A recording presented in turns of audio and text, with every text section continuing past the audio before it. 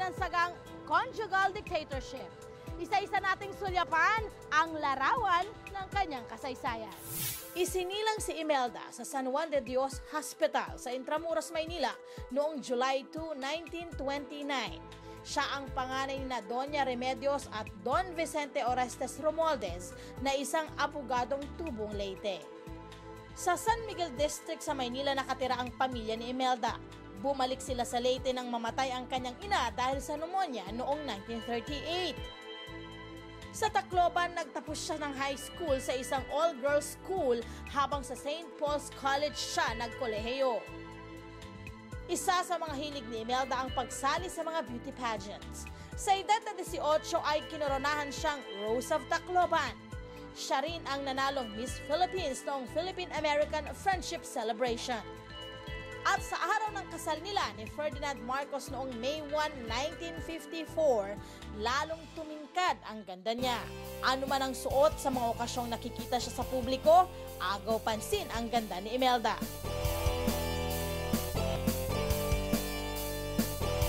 Alamin natin ang detalye ng buhay ng former First Lady sa pagpapatuloy ng panayam ni Maring Winnie. Okay, so let's go now to the future. Kasi malakas ang tunog ng sinasabi si Bongbong Marcos will run for president in 2016. Yun daw ang sabi. Sang-ayon ba kayo? Nagalit ba si Bongbong sa inyo nung sinabi niyo? Hindi ko sinabi yun. Ayaw ko nga yan kasi hindi alam ko sinabi yun? Hindi ko sinabi yun. My goodness, hindi you were ang quoted. Mali ang media. Siyempre naman. Nako. Kasi yung ayaw ko nga kasi alam ko ang hirap ng maging presidente. Hindi lang buhay ang nakasanlak, ang hasta katotohanan ang honor mo. Hindi mo na, sandali lang, At Mrs. tapos Marcos. ang anak ko. Are you saying that you did not say that you thought Bongbong would make a good president? That he will make a good president, yes. You said that. Yes. But you don't want him to run. I'm not interested. But ang katotohanan niya na kaya lumalakas, ang dami-daming mga grupo all over the country, nag-organize sila ng mga secret for him. Sa katotohanan, ang ganda naman ng record. Ang ganda ng record ng pagka-executive niya doon sa Ilocos. Ang ganda naman ng kanyang vision ng yung first windmill in Asia. Kahit na maliit lang ang income ng Ilocos Norte, it cost 2 billion to put the windmill na ngayon 100% halos ang fuel is coming from windmill sa Ilocos Norte. Magaling siya. Nag-aral sa pinakamagagaling ng mga universidad, sa Wharton, sa Oxford. Nakatapos pa siya. Nakapatapos. At saka, Hindi yata nakatapos, hindi ba? si Bongbong, miski ngayon nag-aaral pa So, in other words, yung anak niyo, gobernador, kayo, kongresista, si Bongbong, senador. Okay. Bilang kongresista, meron kayong pork barrel. Si Bongbong bilang senador, may pork barrel. May problema ngayon si Bongbong sa pork barrel niya ng 2012. Kalokohan yun Kasi, kalokohan yun. Andito ang dokumento niya na gusto, kasi nga, lahat ng parang merong chismis na may balak tumakbo sa pagka-presidente. Sinisiraan. Okay. Kayo, anong ginawa niyo sa pork barrel niyo? Bilang representante, you had 210 million pesos for 3 years. Anong ginawa niyo sa pork barrel ninyo? Ang kulang yung pork barrel kasi gumawa pa ako ng mga mothering center sa buong lahat ng mga mothering center. Saan? For every town and every barangay. Hasta ang aking sweldo nakalagay in Ilocos Norte. This radiates to all the barangays of 299. So you have 11 mothering centers and that cost 210 million pesos? No. Tinatanong ko sa inyo, ano nangyari sa inyong... Ang ibang, tingnan ninyo naman ang kalye sa Ilocos. Tingnan ninyo ang pailaw, ang lahat, ang mga bridges. In other words, lahat yung kwan nyo, binigay nyo sa infrastructure. Wala kayong mga NGO, wala. Ay, wala ko, hindi ko alam yun Sa inyong pagiging congresswoman, wala naman kayong bills na napasa. So, Aba, except yung mga bill na ang dami-dami naman. Bakit naman?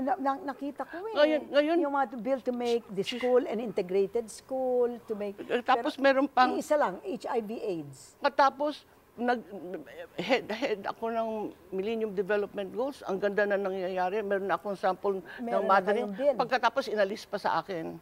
Inalis yun. Inalis Bakit pa. inalis? Sa palagay Kasi niyo, bakit? minority, Marcos ako eh. Bakit binigay sa inyo dapat in the appeal. first place? In the first place. Why were you chairman if you were minority? Medyo naswertehan lang. Where do you get your money to live? Wala naman kayong, naka-frozen lahat ang assets nyo. Paano? At least meron nagmamahal sa akin. Sino? Makamag-anak ko. Binibigyan kayo ng allowance ni Bongbong at saka ni Amy? Hindi, yung mga... At saka ni Irene? Ang sa katotohanan, meron din konting pagbili ng namin ganito o ano. Kaya hanggang doon na lang ako sa 168. Hindi na ako pumupunta sa mga sikat na mga tindahan. Tingnan mo na, sandali lang. Kayo naman. Let me see your jewels. Oh, show me. Ito lang ang engagement ring ko ito. Diyan makikita mo si Marcos. This was your engagement ring? Yes. How many carats is that, Mrs. Marcos? 11 carats sapagkat 11 days romance ko, no. Corny, pero totoo yung ganyan. Talagang api kayo. At saka api. At saka hindi lang ang api. Even the Bible says there's a special place in hell for those who oppress widows and orphans. Hindi lang ang orphan at saka widow. Astang patay na Marcos, hindi pa pinalilibing. Oo nga, magkano, how long is it? Gusto niyong ipalibing sa libingan ng bayani? Dapat sana kasi mas maraming medalya si Marcos kaysa kay Audie Murphy, yung most decorated American. Hindi ba sinabi ho nila nandiyan yan sa... na yung mga medalyang yun, false medals? Paano magiging false na doon sa museum ni MacArthur sa Washington? What do you think ang inyong legacy to the Filipino people, Mrs. Marcos? Ang legacy ko, nanay. I gave birth to it. Hindi ko lang sinabi, I will do this, I will do that, I will do that. Hindi. Pinanganak ko. At ngayon din, ang Mothering Center, sapagkat naulila ko at 8 years old. At nalalaman ko kung wala kang nanay, miski mayaman kayo, kung wala kang nanay, nawawalan lahat. Okay. Kaya ayokong magkaulila ang bayan. Ako, hirap na hirap ako, pero hindi ko paano kayo hirap na hirap? You have 922 million pesos net worth. Mas marami pa dyan 300? Mas marami? Mas marami pa siguro dyan. How much do you think you're worth? Pagka malaman mo kung gano'n ka kayaman, hindi ka mayaman. You mean talagang hindi nyo alam kung ano ang value ninyo. But 922 million. So, hindi kayo hirap na hirap. If you had it all to do all over again, ano ang papalitan nyo? Wala. Wala. You will still do exactly the same things that you're doing now. In other words, you're very satisfied with your life and what you made out of it. I am very fulfilled, and then I am, at this age and stage, I'm still planning to realize my dream to, if we can recycle all the waste humanity has produced, we can make a beautiful world together to regain paradise and to infinity. Okay. And how long do you think you have to fulfill that dream at this point?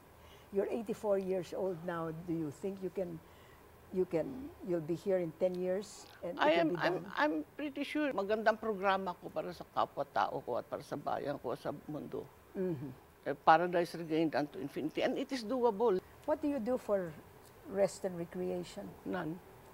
Ano, nakatanga lang kayo dyan? I do the worst. Kamukha ngayon, sa excitement ko dito, na hindi ko malaman kung anong tatanong mo, sabi ko, hindi ako nakatulog magdamag kagabi.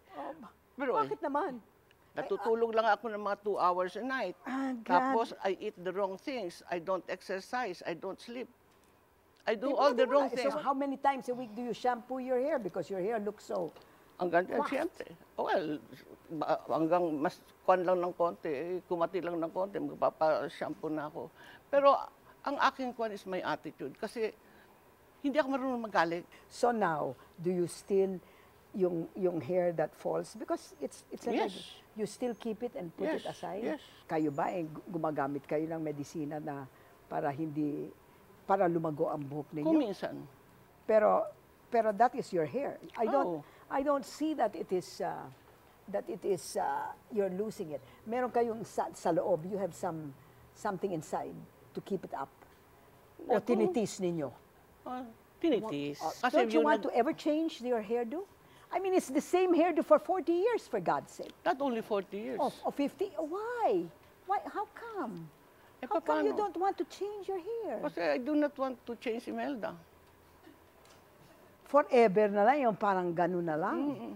Ay, hindi kayo nagpapahaba, nagpapagupit, wala. Same. Alam mo bang buko hanggang ganito ba, hanggang tuhod pa? Hanggang ngayon. Hanggang ngayon. Pagtaas lang come ito. on. Let me see. I cannot get up. Can you? How can it be up to there? Ito. Ha? It's nakaganon. So, Lakas hindi mo. kayo nag-stem cell. Naniniwala ako. Ako nag-umpisa dyan. Kasi yan, Paano nyo naumpisa kung hindi nyo ginamit? in 71. In 1971, you had stem cell procedure done? Hindi procedure done. Inumpisahan namin yan. Yung balik scientist namin, sila Dr. Bernal, doon sa kidney center. Marami kaming na-cure. Okay. Doon sa kidney center, sa lung center. Nandoon ang mga foundation yan ngayon. O, hindi ba nag-enjoy kayo? Kayo na lang maghusga. Is she wise or is she foolish? Maraming salamat, Mrs. Marcos, for just showing yourself to ang ating mga kapuso. Thank you so much. I always have been a fan of yours. And I thank you for finally inviting me, the Miss Pasaway, in your program.